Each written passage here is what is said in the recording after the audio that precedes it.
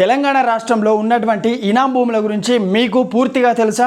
ఈ భూములు ఎప్పుడు వచ్చాయి, ఎవరికి వచ్చాయి, ఇప్పుడు అవి ఎవరివి? 1955లో ఒక పెద్ద మార్పు జరిగింది. ఇనాందారీ వ్యవస్థను పూర్తిగా రద్దు చేస్తూ ప్రభుత్వం ఒక కీలక నిర్ణయం తీసుకుంది. దాంతో వేల ఎకరాల భూమి ప్రభుత్వానికి వచ్చింది. కౌలుదారులకు కొత్త హక్కులు కూడా వచ్చాయి. మరి కొంతమందికి నష్టపరిహారం కూడా లభించింది. అయితే అసలు విషయం ఏమిటి? ఈ చట్టం వల్ల భూమిపై మీకు హక్కులు ఎలా వచ్చాయి అనే విషయం గురించి తెలంగాణ ఇనాముల రద్దు చట్టం 1955 గురించి సులభంగా అర్థమయ్యే విధంగా ఈ వీడియోలో మాట్లాడుకోబోతున్నాం. మీకు లాలెన్స్ టీవీ వీడియోలు ఉపయోగపడుతున్నాయి అనుకుంటే మీరు మాకు సపోర్ట్ కూడా చేయవచ్చు. ప్రతి వీడియో కింద కనిపించే థ్యాంక్స్ బటన్ పై క్లిక్ చేస్తే మీకు నచ్చిన అమౌంట్ ద్వారా సపోర్ట్ చేయవచ్చు. అలాగే జాయిన్ బటన్ పై క్లిక్ చేసి కూడా మన ఛానల్లో మెంబర్ గా చేరవచ్చు. మీ సపోర్ట్ వల్ల ఛానల్ గ్రోత్ ఎంతగానో పెరుగుతుంది. మరిన్ని లీగల్ వీడియో అవేర్నెస్ ప్రోగ్రామ్స్ చేయడానికి ఎంతగానో ఉపయోగపడుతుంది. మీరు ఒకసారి ఆలోచించండి, సపోర్ట్ చేయండి. Thank you.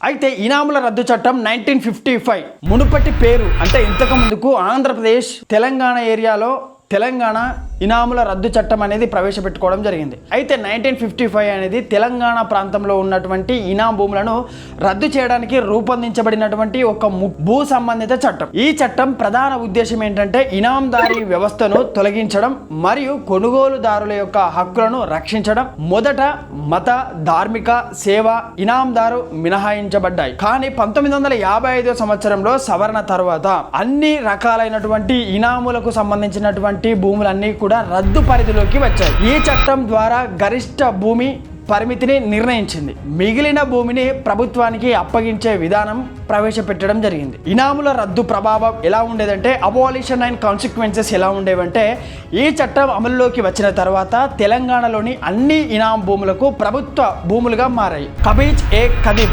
శాశ్వత అరక్షిత కౌలుదారులకు హక్కులను కూడా రద్దు అయ్యాయి. ఇవన్నీ ప్రభుత్వానికి సంక్రమించాయి. ఇకపై భూమి యొక్క శిస్తు ప్రభుత్వానికి చెల్లించాలి. ఇనాందారులు వారి యొక్క హక్కులను రద్దు కావడం కారణంగా మాత్రమే లభిస్తుంది. అయితే ఈ చట్టం వల్ల ఇనాందారులు మరియు కౌలుదారుల మధ్య ఉన్నటువంటి సంబంధం పూర్తిగా ముగిసిపోయినట్టే. అయితే ఇదే విషయం పైన మరొక విషయం ఏంటంటే సీలింగ్ అండ్ ల్యాండ్ అంటే గరిష్ట భూమి యొక్క పరిమితి గురించి కూడా ఇందులోనే మనం చేర్చడం జరిగింది. అయితే ఇనాందారులు ఉంచుకునేటువంటి భూమికే పరిమితమైన నిబంధనలు కూడా విధించడం జరిగింది. ఇదే ఫ్యామిలీ హోల్డింగ్ కంటే 4 రేట్ల వరకు మాత్రమే ఉండాలి అని సూచించడం జరిగింది. అంటే హైదరాబాద్ కౌలు మరియు వ్యవసాయ భూములకు చట్టానికి సంబంధించి 1950 ప్రకారం ఆ భూమిని ఇనాందారుడు స్వయంగా సాగు చేయాలి. గడ్డి భూములు, అడవి భూములు, చెరువు భూములు, గనులు వంటి కొన్ని భూములకు ఈ లెక్కలోకి రావు. అయితే అలాగే ఇతరుల యొక్క చెందినటువంటి భవనాలకు కూడా మినహాయింపు చేసింది 1950 తీసుకొచ్చినటువంటి చట్టం. భూమికి సంబంధించినటువంటి శిస్తు ఎలా ఉండేదంటే ఇనాందారుడు భూమిని తమ యొక్క ఆక్రమణలో ఉంచుకుంటే భూమి శిస్తు మరియు పూర్వపు అద్దె మధ్య తేడాను 25 రేట్లు పెంచడం జరిగింది. ఈ మొత్తాన్ని 10వ వార్షిక వాయిదాలలో చెల్లించకపోతే అది రెవెన్యూ బకాయిల వసూలు కింద పడుతుంది. అయితే ఇదే విషయం పైన ధార్మిక సంస్థలపై ప్రత్యేక నిబంధనలు ఎలా ఉండేవి అంటే మత ధార్మిక సంస్థలకు చెందినటువంటి ఇనాం భూములపై ఫ్యామిలీ హోల్డింగ్ పరిమితి వర్తించదు. ఎందుకోసం అంటే ఆ భూమి మొత్తం ఆ సంస్థ యొక్క ఆక్రమణలోనే ఉంది, అందులో ఉన్నట్టుగానే పరిగణించబడుతుంది. సెక్షన్ 5 నుంచి 8 వరకు మనకు ఈ యొక్క విషయాన్ని తెలియజేస్తుంది.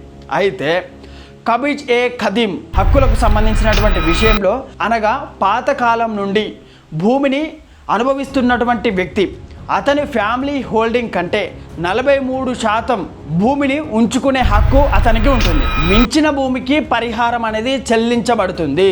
అయితే రక్షిత కౌలుదారులకు సంబంధించినటువంటి హక్కుల గురించి మనం చూసినట్లయితే 1950 సంవత్సరం తర్వాత బలవంతంగా భూమి నుండి తొలగించబడినటువంటి వ్యక్తికి రక్షిత కౌలుదారుడిగా పరిగణిస్తారు. మెట్ట భూమికి అయితే 40 రేట్లు, మాగాణి భూమికి అయితే 13 రేట్లు శిస్తు అనేది చెల్లించాల్సి ఉంటుంది. అయితే రక్షిత కౌలుదారునికి సంబంధించినటువంటి హక్కుల విషయంలో రక్షిత కౌలుదారుడు కూడా ఫ్యామిలీ హోల్డింగ్ కంటే 4 రేట్లు భూమిని ఉంచుకోవచ్చు.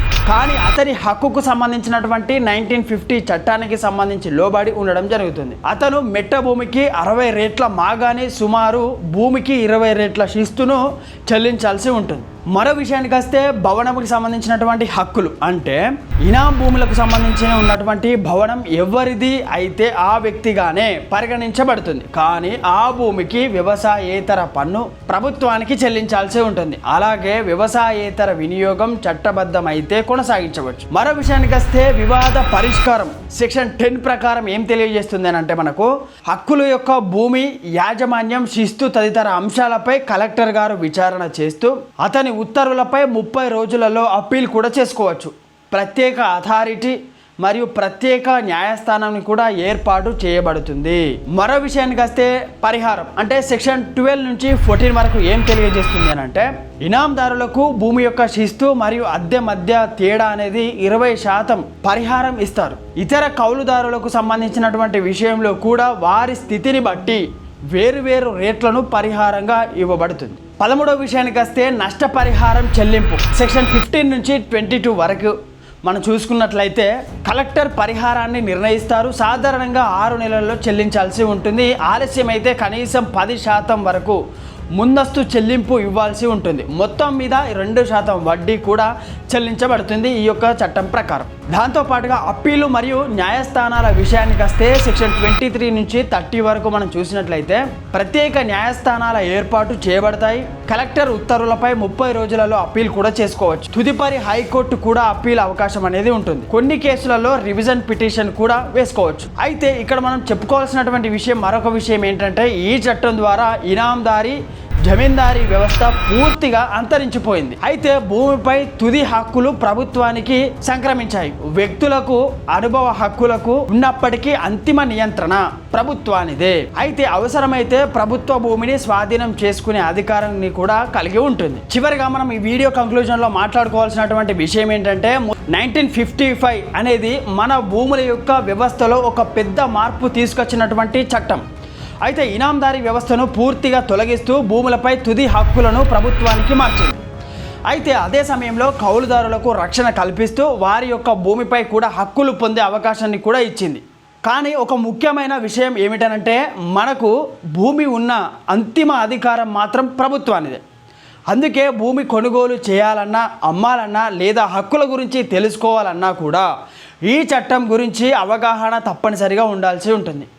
ఈ వీడియోలో మీకు ఇప్పటి వరకు చాలా విషయాలు అందజేశాను. ఇనాందారీ చట్టం అంటే ఏమిటి, ఇనాం భూములు అంటే ఏమిటి, ఇనాం భూములు ఎప్పటి నుంచి ఎప్పటి వరకు వచ్చాయి, ఎవరెవరికి ఇనాం భూములు ఉన్నాయి, ఇనాం భూములను రక్షించినటువంటి వ్యక్తులు ఎవరు, ఇనాం భూమిని రక్షించిన తర్వాత నష్టపరిహారం కట్టించినటువంటి ఎంత శాతం వరకు నష్టపరిహారాన్ని కట్టించారు అనే విధి విధానాలు, అనేక రకాలైనటువంటి అంశాల గురించి ఇనాం భూముల రద్దుల చట్టం 1955 సంబంధించినటువంటి చట్టం గురించి ఈ వీడియోలో మనం పూర్తిగా తెలుసుకున్నాం కదా. మరొక కొత్త వీడియోతో మళ్ళీ కలుస్తాను. నేను మీ కొంగటి రాజు ఫ్రమ్ లాలెన్స్ టీవీ నుండి. Thank you.